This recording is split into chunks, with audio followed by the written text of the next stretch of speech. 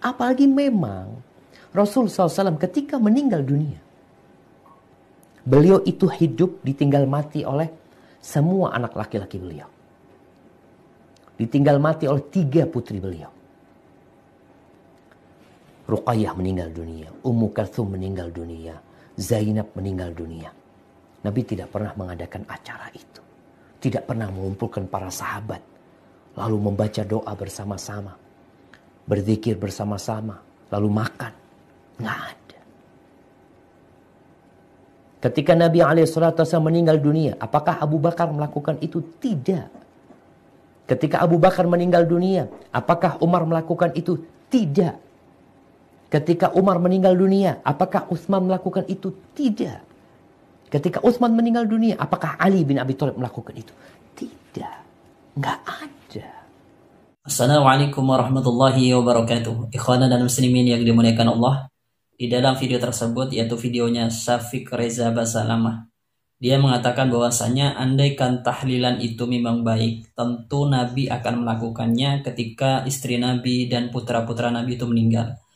Dan juga sahabat akan melakukannya ketika Nabi Muhammad SAW meninggal dan para sahabat yang lainnya. Analogi berpikir dari Syafiq Basalamah ini yang mengatakan bahwasanya andaikan itu baik, Nabi dan para sahabat akan melakukannya.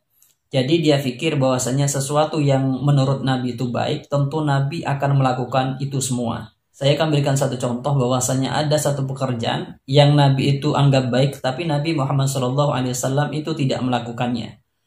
Yaitu di dalam hadis Sahih Bukhari, yaitu dari Aisyah radhiyallahu anha, qalat sa'altu Nabiy sallallahu alaihi wasallam anil jadri aminal baiti huwa.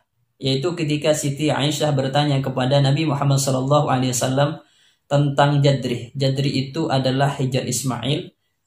Siti Aisyah bertanya kepada Nabi Muhammad sallallahu alaihi wasallam, apakah Hijr Ismail ini termasuk bagian dari Baitullah atau dari Ka'bah? Nabi Muhammad sallallahu alaihi wasallam menjawab, qala na'am, iya Aisyah, itu bagian dari Baitullah. Qultu fama lakum lam yudkhiluhu fil baiti. Kemudian kenapa ya Rasulullah mereka tidak memasukkan Hijr Ismail itu ke dalam Baitullah? Nabi menjawab, qala inna qaumaki qassarat bihimun nafaqah. Aisyah, kaummu ini mereka tidak punya biaya untuk memasukkan Hijr Ismail itu kepada Baitullah. Kemudian Siti Aisyah bertanya lagi kepada Nabi Muhammad SAW. Qultu fama sya'nu babihi murtafi'an. Ya Rasulullah, kenapa pintu Ka'bah itu tinggi? Kenapa enggak rendah begitu kalau bahasa kita? Kemudian Nabi menjawab, qala fa'ala dzalika qaumuki liyudkhilu man sya'u wa yamna'u man sya'u. Aisyah, mereka itu kaummu melakukan hal tersebut karena mereka itu agar bisa memasukkan orang yang mereka kehendaki dan melarang orang yang mereka kehendaki. Kemudian Nabi Muhammad SAW juga menjawab kepada Siti Aisyah, walaula anna qaumaki hadisun ahduhum bil jahiliyati fa akhafu an tunkira qulubuhum an udkhilal jadra fil baiti wa an ulsiqa babahu bil ardi. Artinya adalah andaikan Aisyah, kaummu ini tidak baru saja keluar dari masa jahiliyah dan saya tidak takutkan hatinya mereka akan mengingkari hal tersebut, maka saya akan memasukkan Hijr Ismail itu ke dalam Baitullah dan menurunkan pintu Ka'bah itu sampai menyentuh ke tanah. Jadi di dalam hadis ini menjelaskan ada satu pekerjaan yang Nabi Muhammad SAW itu anggap baik, tapi Nabi Muhammad SAW tidak mengerjakannya. Meskipun di sini dikatakan ada beberapa faktor, faktornya itu adalah karena takutnya Nabi Muhammad SAW ini pada kaumnya mengingkari terhadap apa yang dilakukan oleh Nabi Muhammad SAW. Jadi ini satu bukti bahwasanya ada satu pekerjaan yang Nabi Muhammad SAW itu anggap baik, tapi Nabi tidak mengerjakannya. Kemudian contoh yang kedua, yaitu juga di dalam hadis Sahih Bukhari. Ketika Rasulullah SAW masuk ke dalamnya Siti Maimunah, kemudian dihidangkan satu hidangan makanan. Kemudian ketika Rasulullah SAW mau makan hidangan tersebut, orang-orang yang ada di sekitar tersebut mengatakan kepada Nabi Muhammad SAW bahwasanya hidangan tersebut adalah ad-dabbu, yaitu daging biawak yang sudah dipanggang. Kemudian ketika mendengar itu Nabi Muhammad sallallahu alaihi wasallam, farafa'a Rasulullah sallallahu alaihi wasallam yadahu anil dhabbi. Kemudian Rasulullah enggan untuk memakan hidangan tersebut. Kemudian Khalid bin Walid yang ada di situ berkata, faqala Khalid bin Walid haramun ad-dhabbu ya Rasulullah. Jadi Khalid bin Walid yang ada bersama Rasulullah sallallahu alaihi wasallam ketika itu bertanya kepada Nabi Muhammad sallallahu alaihi wasallam, apakah dhab atau daging biawak ini diharamkan Rasulullah?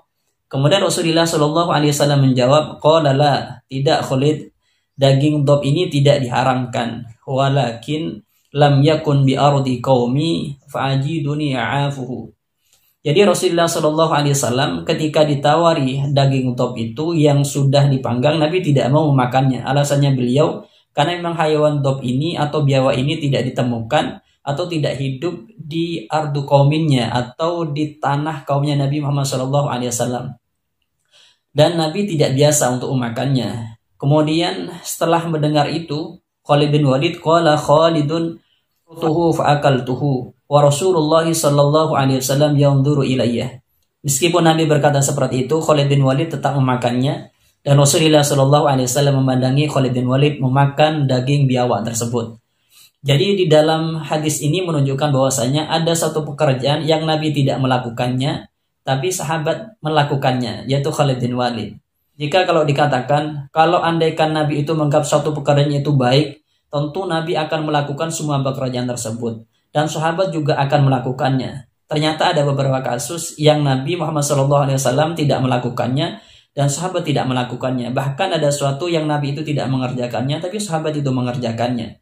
Jadi pikiran dari Syafiq Basalamah ini ketika dia berpikiran atau punya analogi atau paradigma berpikir, sesuatu jika itu baik, tentu Nabi dan para sahabat akan melakukannya, maka paradigma ini atau paradigma berpikir ini tentu salah.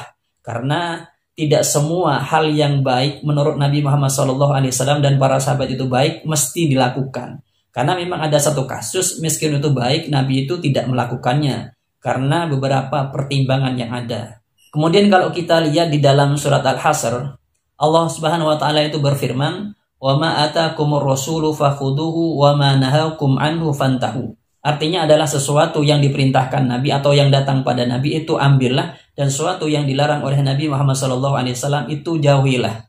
Di sini Allah Subhanahu wa taala tidak berfirman wa ma tarakahu fajtanibuhu. Sesuatu yang ditinggalkan Nabi maka jauhilah. Tidak ada bahasa yang seperti itu. Kemudian Rasulullah SAW juga bersabda, "Wa ma amartukum bihi fa'tu minhu mastata'tum wa ma nahaitukum anhu fajtanibuhu." Artinya adalah sesuatu yang saya perintahkan maka kerjakanlah semampunya, dan sesuatu yang saya larang maka jauhilah. Nabi tidak mengatakan wa ma taraktuhu fajtanibuhu. Sesuatu yang aku tinggalkan maka jauhilah. Jadi paradigma berpikirnya Syafiq Basalamah ketika mengatakan sesuatu yang ditinggalkan Nabi itu mesti itu tidak baik, tentu dengan beberapa dalil ini itu keliru paradigma berpikir semacam itu. Kemudian kalau kita lihat menurut ulama usul fikih, yang disebut dengan sunnah itu adalah pertama qaulun Nabi SAW, kemudian fi'lun Nabi SAW, kemudian ketiga takrirun Nabi SAW. Yaitu pertama adalah yang disebut dengan sunnah itu pertama adalah ucapan Nabi Muhammad SAW, kedua adalah pekerjaan Nabi Muhammad SAW, kemudian ketiga adalah takrirnya Nabi Muhammad SAW.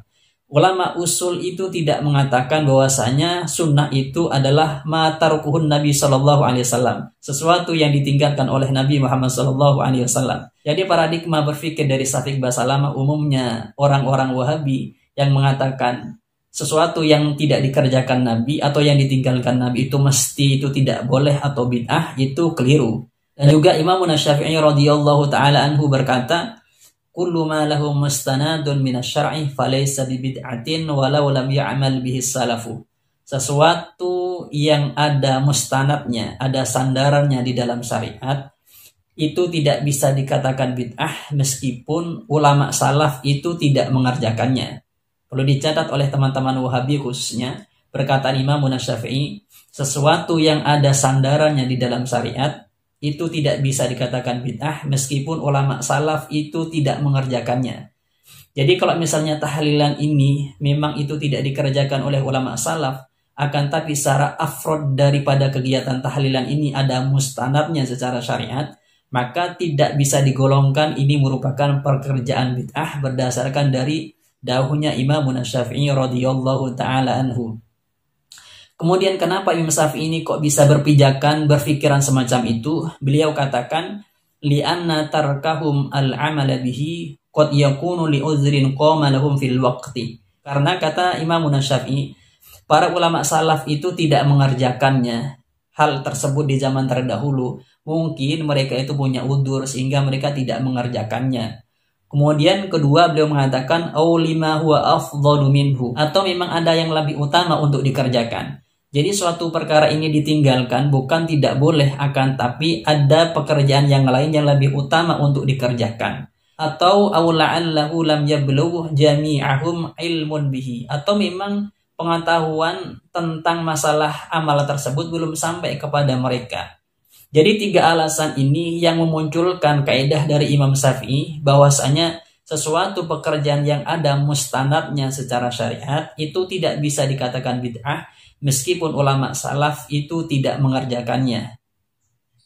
Jadi paradigma berpikir dari Syafiq Basalamah khususnya dan umumnya bagi orang-orang Wahabi yang mengatakan bahwasanya andaikan itu baik, tentu ulama salaf akan mengerjakannya. Maka pola pikir semacam ini, paradigma berpikir semacam ini terbantahkan dengan pola pikir dari ulama salaf sendiri, yaitu Imam Syafi'i radhiyallahu taala anhu.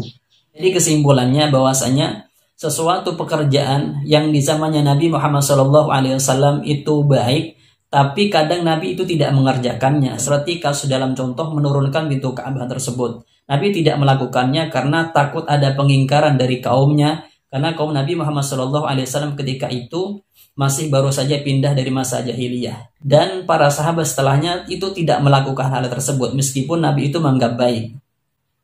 Kemudian juga di beberapa dalil tadi menjelaskan bahwasanya sesuatu yang ditinggalkan oleh ulama salaf atau tidak dikerjakan itu bukan sesuatu yang mesti itu mahdzur atau yang diharamkan, karena mungkin saja mereka tidak melakukannya. Ada suatu udzur yang ada pada mereka, atau mereka itu punya udzur untuk tidak melakukannya, atau memang ada suatu pekerjaan lain yang lebih utama, atau alasan-alasan yang lainnya.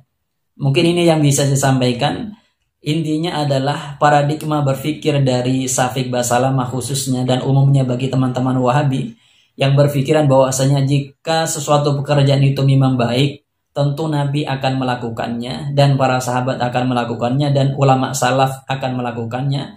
Paradigma berpikir semacam ini itu keliru, karena memang ada suatu itu tidak dikerjakan bukan karena suatu itu tidak baik, karena memang misalnya ada pekerjaan lebih utama untuk dikerjakan atau hal-hal yang lain. Pesan saya pada teman-teman Wahabi, teruslah belajar dan membandingkan atau mentawazun pada ustadz-ustadz yang lainnya selainnya ustadz yang antum ikut kajiannya, agar antum itu bisa terbuka wawasan keilmuannya sehingga mendapat hidayah dari Allah Subhanahu wa taala, dapat hidayah tentang Islam yang kafah, tentang Islam yang memang benar-benar dari Rasulullah Muhammad SAW. Semoga ini bermanfaat dari saya. Assalamualaikum warahmatullahi wabarakatuh.